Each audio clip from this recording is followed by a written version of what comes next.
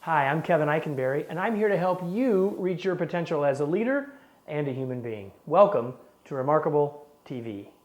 Today, we're going to talk about resolving conflict with your boss. Are you ready? Really? Conflict with the boss? This is a little bit disconcerting. I'm a boss. Listen, I know that this is a serious issue, and I know that people ask this question of me all of the time. In fact, most recently, Cindy asked me this question, which is why I'm shooting this video and making this episode of Remarkable TV. But in a way, I'm absolutely the wrong person to ask, because for over 20 years, I've been running my own company, and I haven't really had a boss. Well, except for my wife.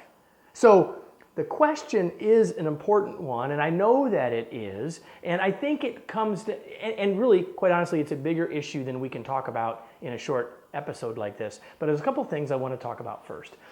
First thing to remember about conflict with your boss is, number one, your boss is a person, just like any other person. And so maybe the fact that they're the boss, you're making a bigger deal out of it than you need to. The second thing, I realize that perhaps you view the stakes as being higher in the conflict because they're your boss. Maybe that's true, and maybe it's not.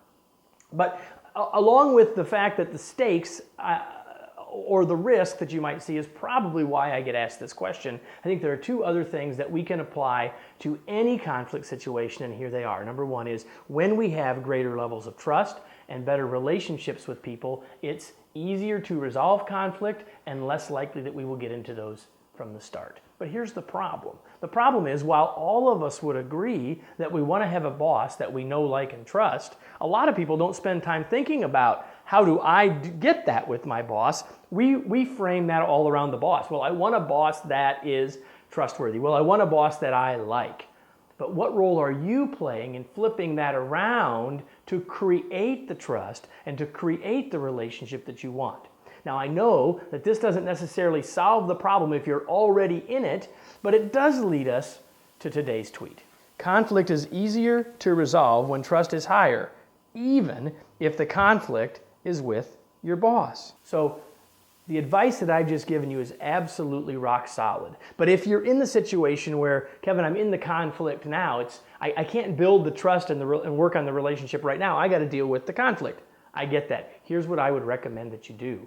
I would recommend that you go to your boss and say, listen, it seems to me that we may have a mismatch of expectations. Can you help me understand what it is that you need from me, or what it is that I can do to better understand what you are looking for? By you taking the effort to come forward first, you likely reduce the barrier between the two of you. You take some responsibility for the conflict, and chances are, in doing it, you reduce the conflict, you certainly get the chance to solve it, and you're taking a positive step to build that relationship and to build that trust for the future.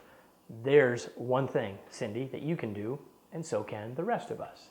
So if you found this to be a useful episode, I hope that you'll share it with others. There's ways to do it right here on this page and in this video. I hope you'll do that. When you do, the people you share it with will be happy, I'll be happy, and you'll get the reflected glory, so everybody wins. Hey, just like Cindy, if you've got a question you'd like me to tackle in a future episode, let us know. Send us an email, leave a comment on this page, and we will take care of that in the future, and we'd appreciate it. Before I go, let me say this. Conflict is hard. Dealing with conflict, especially in a boss situation, can be difficult, and it takes way more than what we can do in this video to help you solve all of the concerns and give you all the skills and tools that you might need, which is exactly why we built the workshop that we call Conflict Confidence. We call it that because at the end of that workshop, you not only have skills to help you resolve conflicts and avoid conflicts and be more constructive in dealing with them, but you also have confidence to do that more effectively, the confidence to use those skills. This is a workshop that's interactive and fun and engaging and practical. And so if you're interested in joining us for an upcoming public workshop, or if you've got this as something you'd like us to come in and customize that workshop for your organization, we'd love to do that too.